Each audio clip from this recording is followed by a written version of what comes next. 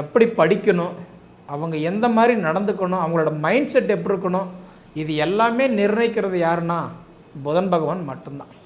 சரிங்களா? அப்படி பார்த்தீங்கன்னா இன்றைக்கி இந்த உடைய அமைப்பில் வந்து பார்த்துட்டிங்க அப்படின்னா, அதாவதுன்றது இந்த குரு பகவான் பயிற்சியடையக்கூடிய காலகட்டத்தில் உங்களுடைய ராசிக்கு 7வது வீடுன்னு சொல்லக்கூடிய, அதாவது தனுசு ராசிக்கும், அதே மாதிரி 10வது வீடுன்னு சொல்லக்கூடிய மீன ராசிக்கும், பொதுவாக 7ஆம் இடம் அப்படின்னா மாங்கல்ய ஸ்தானம், கலஸ்திர ஸ்தானத்துக்கு எப்பயுமே மிதுன ராசிக்கு அதிபதி இந்த குரு பகவான் தான். நல்லா மைண்டில் வச்சுக்கோங்க. ஒரு மனிதனுக்கு வந்து 7ஆம் இடம் நல்லா இருந்தால் தான் மாங்கல்யம் ஆகும். அதனால் 7ஆம் இடம் பார்ப்பாங்க இல்லைங்களா? அப்போ எப்பயுமே மிதுன ராசிக்காரங்களுக்கு கலஸ்திரஸ்தானத்துக்கு அதிபதி யாருன்னா இந்த புதன் பகவான் தான். கோயிலுக்கு போய் ஒரு புதுசாக 2 மாலை வாங்கிட்டு போய் ஐயர் கையில் கொடுத்து இன்றைக்கி புதுசாக ஒரு மாங்கல்யத்தை அவங்களுக்கு கட்டி கூட்டிகிட்டு வாங்க. கண்டிப்பாக சொல்கிறேன், உங்களுக்கு உங்களுடைய எந்த ஒரு பாவங்கள் இருந்தாலும் சரியாகி உங்களுக்கு இந்த ஜென்ம குரு உங்களுக்கு புத்திர பாக்கியத்தை கொடுத்துருவார். சரிங்களா? அதனால் முருகன் கோயிலுக்கு போய் உங்களுடைய அதாவது பிரித்து தாலி கட்டிட்டு வாங்க. இது உங்களுக்கு கண்டிப்பாக இந்த நேரம் உங்களுக்கு ஒரு அருமையான ஒரு தருணம். குழந்தை பாக்கியம் இல்லாதவங்களுக்கு கண்டிப்பாக சொல்கிறேன், குழந்தை பாக்கியம் பிறக்கும். சரிங்களா? இப்போ நாம் பார்க்கக்கூடிய ஒரு தலைப்பு பார்த்தீங்கன்னா குரு பெயர்ச்சி பலன்களை பற்றி தான் இந்த காணொலியில் பார்த்துட்ருக்குறோம். இந்த குரு பெயர்ச்சி அப்படின்றது 2025வது வருடத்தில் ஆரம்பித்து 2026வது வருடம் இந்த குரு பயிற்சி நடக்கக்கூடிய காலகட்டத்தில் 25 to 26 மிதுன ராசியில் பிறந்தவங்களுக்கு இந்த குரு பயிற்சி எப்படி இருக்க போகுது? கிட்டத்தட்ட பார்த்திங்கன்னா இந்த விசுவா வசு வருடத்தில் ஆகக்கூடிய இந்த குரு பயிற்சி மிதுன ராசிக்காரங்களுக்கு சாதகமாக அல்லது பாதகமாக? பொதுவாக குரு பயிற்சி ஆகக்கூடிய ஒரு தருணம் திருக்கணித முறைப்படி பார்த்தீங்க அப்படின்னா, அதாவதுன்றது மே மாதம் 11ஆம் தேதி. வாக்கிய முறைப்படி பார்த்தீங்க அப்படின்னா மே மாதம் 14ஆம் தேதி இந்த குரு பயிற்சி அடைகிறார். கிட்டத்தட்ட மே மாதம் 14ஆம் தேதியில் இருந்து 2026வது வருடம் 6வது மாதம் 1ஆம் தேதி வரைக்கும் குரு பகவான் ரிஷப ராசியிலிருந்து மிதுன ராசிக்கு பயிற்சி அடைஞ்சு மிதுன ராசியில் ஒரு வருடம் 17 நாட்கள் குரு பகவான் இருக்க போகிறாரு. அந்த குரு பகவான் அப்போ மிதுன ராசிக்கு எப்படி இருக்குது? பொதுவாக குருவும் புதனும், ஏன்னா மிதுன ராசிக்கு அதிபதி புதன் தான். அப்போ அந்த குருவும் புதனும் 2 கிரகம் பார்த்திங்கன்னா நட்பு கிரகம், எப்பயுமே நண்பர்கள், விட்டு கொடுக்காத ஒரு கிரகங்கள். அப்படி பார்த்தீங்கன்னு வச்சுக்கோங்களேன், அப்போ மிதுன ராசிக்கு குரு பகவான் வந்து உக்காந்தாருன்னா நட்பாக தான் வந்து உக்காருவார். நண்பர்களாச்சு இல்லையா? அப்போ நட்பாக தான் வந்து உக்காந்துருவார். அப்படி உட்காரக்கூடிய அந்த குரு பகவான் அப்படின்னு பார்த்தீங்கன்னா இந்த மிதுன ராசிக்கு வரக்கூடிய முதல்ல நட்சத்திரங்கள் என்னென்ன அப்படின்னு பண்ணுறதை பார்த்துடலாம். முதல்ல பார்த்தீங்கன்னா அதாவதுன்றது வந்து மிருகசீரிஷ நட்சத்திரம் இன்றைக்கின்றது 3ஆம் பாதம் 4ஆம் பாதம். அதன் பிறகு வரக்கூடிய திருவாதிரை நட்சத்திரம் அப்படின்றது 4 பாதங்கள். அதன் பிறகு வரக்கூடிய புனர்பூச நட்சத்திரம் 1ஆம் பாதம் 2ஆம் பாதம் 3ஆம் பாதம். அப்போ இந்த 3 நட்சத்திரங்களும் 9 பாதங்களும் அடங்கியது தான் இந்த உடைய மிதுன ராசி. அப்போ இந்த மிதுன ராசி அப்படின்னு சொல்லக்கூடியது வந்து பார்த்துட்டிங்க அப்படின்னா அதிபதி புதன் பகவான், கல்விக்கே அதிபதி புதன் தான். நவகிரகத்திலேயே ஒருத்தர் எவ்வளோ நல்லா பேசணும், எப்படி படிக்கணும், அவங்க எந்த மாதிரி நடந்துக்கணும், அவங்களோட மைண்ட் செட் எப்படி இருக்கணும், இது எல்லாமே நிர்ணயிக்கிறது யாருன்னா புதன் பகவான் மட்டும்தான். சரிங்களா? அப்படி பார்த்தீங்கன்னா இன்றைக்கி இந்த உடைய அமைப்பில் வந்து பார்த்துட்டிங்க அப்படின்னா, அதாவதுன்றது இந்த குரு பகவான் பயிற்சியடையக்கூடிய காலகட்டத்தில் உங்களுடைய ராசிக்கு 7வது வீடுன்னு சொல்லக்கூடிய, அதாவது தனுசு ராசிக்கும், அதே மாதிரி 10வது வீடுன்னு சொல்லக்கூடிய மீன ராசிக்கும், பொதுவாக 7ஆம் இடம் அப்படின்னா மாங்கல்ய ஸ்தானம், கலஸ்திர ஸ்தானத்துக்கு எப்பயுமே மிதுன ராசிக்கு அதிபதி இந்த குரு பகவான் தான். நல்லா மைண்டில் வச்சுக்கோங்க. ஒரு மனிதனுக்கு வந்து 7ஆம் இடம் நல்லா இருந்தால் தான் மாங்கல்யம் ஆகும். அதனால் 7ஆம் இடம் பார்ப்பாங்க இல்லைங்களா? அப்போ எப்பயுமே மிதுன ராசிக்காரங்களுக்கு கலஸ்திரஸ்தானத்துக்கு அதிபதி யாருன்னா இந்த புதன் பகவான் தான், அதாவது குரு பகவான் தான். சரிங்களா? அப்போ அதாவதுன்றது 10ஆம் இடம் சொல்கிறது வந்து பார்த்தீங்கன்னா தொழில் ஸ்தானத்துக்கு, ஏன்னா 10ஆம் இடம்னா தொழில் ஸ்தானம், அப்போ திருமணஸ்தானம் 7ஆம் இடத்துக்கும் 2வது 10ஆம் இடம் தொழில் ஸ்தானத்துக்கு அந்த 2 வீட்டுக்கும் அதிபதி உங்களுக்கு வந்து யாருன்னா அந்த குரு பகவான் தான். சரிங்களா? இந்த குரு பகவான் இப்போ 7ஆம் இடத்துக்கு அதிபதியாகப்பட்டிருக்கிறதுனால நிறைய மிதுன ராசிக்காரங்களுக்கு எனக்கு திருமண தடையாக இருக்குங்க, திருமணம் பண்ண முடியல, எத்தனையோ நான் வரம்பை பார்த்துட்டு வந்துட்டேன், இது என் நேரம் என்னமே தெரியல, நான் பார்த்துட்டு வர நேரம் அவங்களுக்கு தான் கல்யாணம் ஆகுதை தவிர எனக்கு ஆகலைங்க, நான் ஒருத்தருக்கு ஐடியா கொடுக்குறேன், இப்படி போங்க, இவங்கள பாருங்கள், இது செய்யுங்க, இந்த கோயிலுக்கு போங்க, நான் சொல்கிறேன், அவங்களுக்கு கல்யாணம் ஆகுது, எனக்கு ஆகலை.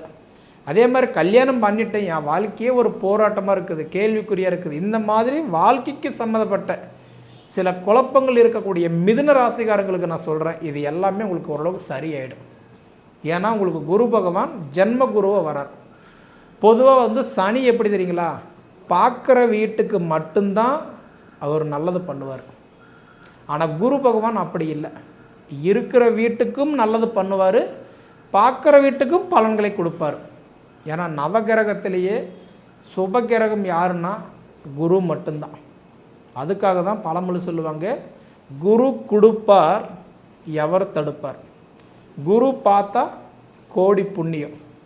அப்போ அந்த குரு பகவான் உங்கள் ராசிக்கு வந்து உட்காந்துருக்கிறாரு. கிட்டத்தட்ட 1 வருஷம் 17 நாட்கள் உங்கள் வீட்டில் தான் குரு பகவான் இருக்க போகிறாரு.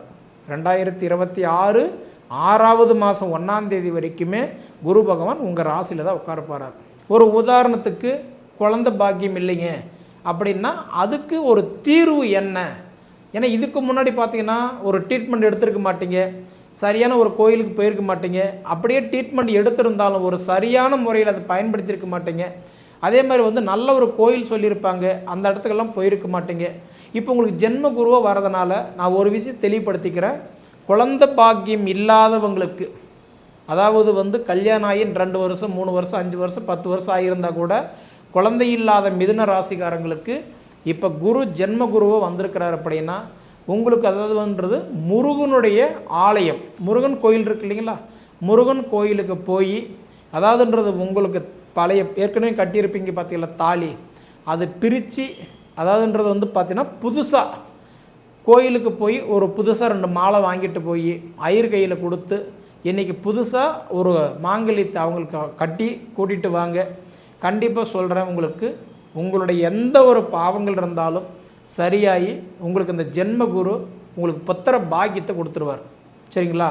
அதனால் முருகன் கோயிலுக்கு போய் உங்களுடைய அதாவது பிரித்து தாலி கட்டிட்டு வாங்க. இது உங்களுக்கு கண்டிப்பாக இந்த நேரம் உங்களுக்கு ஒரு அருமையான ஒரு தருணம். குழந்தை பாக்கியம் இல்லாதவங்களுக்கு கண்டிப்பாக சொல்கிறேன், குழந்தை பாக்கியம் பிறக்கும். சரிங்களா? அதே மாதிரி 7ஆம் இடத்துக்கு அதிபதியே குரு பகவானாக இருக்கிறதுனால கல்யாணம் ஆகலை அப்படின்னு புலம்பிகிட்டு இருக்கீங்களா, உங்கள் சுய ஜாதகத்தில் பாருங்கள். அதாவதுன்றது செவ்வாய் தோஷம் 2, 4, 7, 8, 12 செவ்வாய் தோஷம் இருந்தால் உங்களுடைய ராசிக்கு பார்க்காதீங்க, உங்கள் லக்னத்துக்கு பாருங்கள். உங்கள் லக்னத்தில் இருந்து 2, 4, 7, 8, 12 செவ்வாய் இருந்தால் செவ்வாய் தோஷம். அதே மாதிரி லக்னத்திலிருந்து 1, 2, 7, 8 ராகு கேது இருந்தால் நாகதோஷம். லக்னாதிபதிக்கு 7ஆம் இடத்துல அதாவது சனியோ உங்களுக்கு வந்து சுக்கிரனோ இருந்தால் தாரதோஷம். நிறைய பேருக்கு இந்த மாதிரி தோஷங்கள் இருந்தால் இதனால் திருமண தடையாகும். ஏன்னா குரு தான் நமக்கு கலஸ்தரஸ்தானத்துக்கு அதிபதினு சொல்கிறோம். அப்போ எனக்கு கல்யாணம் ஆகலையேன்ற கேள்வி உங்கள் மனசில் இருக்கும். அப்போ உங்கள் ஜாதகத்தில் தோஷம் வச்சுக்கிட்டு கல்யாணம் ஆகலைன்னு புலம்புனா எப்படி ஆகும்? முதல்ல உங்கள் ஜாதகத்தை பார்த்து தெளிவுபடுத்திக்கோங்க. செவ்வாய் தோஷம் இருக்குதா, தாரதோஷம் இருக்குதா, அதே மாதிரி வந்து பார்த்துட்டிங்க அப்படின்னா ராகு கேது இருக்குதான்னு பார்த்துங்கோ. இருந்தால் முதல்ல அது சரி பண்ணுங்கள். சரிங்களா? அப்படி இதை சரி பண்ணிட்டீங்கன்னா நிச்சயம் சொல்கிறேன், இந்த வருடத்தில் குழந்தை பாக்கியம், 2வது திருமண பாக்கியம், இது 2மே உங்களுக்கு நடந்தே தீரும். 6ஆவது மாதம் 1ஆம் தேதிக்குள்ளார கண்டிப்பாக சொல்கிறேன். சரிங்களா? இப்படி இருக்கும்போது உங்களுக்கு இப்போ விரையச்சனியாக இருந்து வந்த குரு பகவான், ஏன்னா விரைய குருவாக இருந்தார் இல்லைங்களா, உங்கள் ராசிக்கு 12ஆம் இடத்துல இருந்த குரு பகவான் இப்போ அடுத்தது பார்த்தீங்க அப்படின்னா உங்களுக்கு ஜென்ம குருவாக வரார். இது ஒரு அருமையான வாய்ப்பு. பொதுவாக 6, 8, 12 குரு மறையக்கூடாது, மறைஞ்சால் அந்த கிரகம் வேலை செய்யுது. குரு மட்டும் இல்லை, எந்த கிரகமும் போய் 6, 8, 12 மறையக்கூடாது. குறிப்பாக 12 மறையக்கூடாது. 12 குரு மறைஞ்சால் மட்டும் என்ன பண்ணுவார் அப்படின்னா, அதாவது செயல் இழந்துருவார், நமக்கு நல்ல பலன் கொடுக்க மாட்டார். கிட்டத்தட்ட மிதுன ராசிக்காரங்களுக்கு பாருங்கள், 2024வது வருஷம் அனுபவங்கள், அதாவது புதுசாக உங்களுக்கு கற்றுக் கொடுக்கும். கண்டிப்பாக நீங்கள் அனுபவித்து பார்த்து சொல்லுங்கள். அதாவதுன்றது இந்த மாதிரி ஒரு விஷயம் இருக்கா, இப்படியும் பண்ணலாமா, இது செஞ்சால் நமக்கு இப்படி நல்லா இருக்குமா, அப்போ புதுசாக ஒரு அனுபவங்கள், புதுசாக ஒரு நட்புகள், புது ஒரு உறவுகளுடைய உங்களுக்கு சவகாசம், இது எல்லாமே இந்த வருஷம் கண்டிப்பாக உங்களுக்கு ஏற்படும். சிறு குச்சி பல்லு உதவு குத்துன்னு சொல்கிற மாதிரி யாராவது வகையில் உங்களுக்கு ஏதாவது ஒரு நன்மைகள் கண்டிப்பாக இந்த வருஷத்தில் நடந்தே தீரும். மொத்தத்தில் கல்வி, ஏன்னா ஜென்ம குரு ஓரளவுக்கு படிப்பு நல்லாவே இருக்குது, நீங்கள் பயப்பட வேண்டாம். உடல் உபாதிகள் கண்டிப்பாக சரியாயிடும். கடன் பிரச்சனை இருந்தாலும் கண்டிப்பாக கொஞ்சம் குழப்பங்கள்லாம் இருந்தாலும் தீரும். மெயினாக உங்கள் ஜாதகத்தில் திசா புத்தி மட்டும் நல்லா இருக்குதுன்னு பாருங்கள், சரிங்களா? ஜோதிட சம்மந்தப்பட்ட ஏதாவது ஒரு ஆலோசனைகள் ஏதாவது இருந்தால் கீழே என்னுடைய கான்டாக்ட் நம்பர் கொடுக்குறேன், கண்டிப்பாக கால் பண்ணி அதனுடைய டவுட் தெரிஞ்சுக்கோங்க. இது போக பார்த்தீங்க அப்படின்னா இந்த வருஷத்தில் உங்களுக்கு நிச்சயமாக சொல்கிறேன், உங்களுக்கு வாழ்க்கை, உங்களுடைய வாழ்வாதாரம் மாறுன்னு சொல்கிறதில்ல மாற்றமே இல்லை, சரிங்களா? ஏன்னா நம்ம பேசணும்னா இன்னும் பேசிக்கிட்டே போகலாம். மொத்தத்தில் குரு மாறக்கூடிய நேரம். மிதுன ராசிக்காரங்களுடைய எதிர்பார்ப்பு என்ன தெரியுங்களா? புத்திர பாக்கியம், திருமணம், தொழில், மெயினாக கடன் பிரச்சனை இல்லாமல், உடல் உபாதிகள் இல்லாமல் நான் நல்லா இருந்தால் போதும். ஏன்னா இந்த ஒரு வருஷமாக இது எல்லாமே உங்களுக்கு பிரச்சனை தான். இது எல்லாமே மாறப்போகுது. சொந்த பந்தத்தினால பிரச்சனை, மண்ணை தொட்டால் நஷ்டம், மனையை தொட்டால் நஷ்டம், பொண்ணு தொட்டால் நஷ்டம், பொருள் தொட்டால் நஷ்டம். உங்கள் குடும்பத்தில் இருக்கிறவங்களுக்குள்ளாரையே கண்டிப்பாக நிறைய சங்கடங்கள். இது எல்லாமே உங்களுக்கு இப்போ சரியாகும், நீங்கள் பயப்பட தேவையில்லை, சரிங்களா? எதுக்கும் நான் சொல்கிற மாதிரி உங்கள் சுய ஜாதகத்தை ஒரு தடவை கண்டிப்பாக பாருங்கள். ஜாதகம் மட்டும் நல்லா இருந்தது அப்படின்னா நிச்சயமாக சொல்கிறேன், இந்த போன குரோதி வருடத்தில் இருந்த சங்கடங்கள், கஷ்டங்கள் இந்த விசுவாவசு வருடத்தில் கண்டிப்பாக இருக்காது. நீங்கள் பயப்பட வேண்டாம். 25 to 26 6வது மாதம் வரைக்கும் பார்த்தீங்க அப்படின்னா உங்களுடைய வளர்ச்சி யாராலையும் தடுக்க முடியாது. கண்டிப்பாக நீங்கள் நல்லா இருக்க போகிறீங்க. அனுபவித்து பார்த்து சொல்லுங்கள், சரிங்களா? சரி நேயர்களே, உங்கள் பொன்னான நேரத்தை ஒதுக்கி இவ்வளவு நேரம் என்னோடய காணொலியை நீங்கள் முழுமையாக பார்த்ததுக்கு மனசார மனசிலிருந்து கேட்டுக்கிறேனுங்க. நன்றி.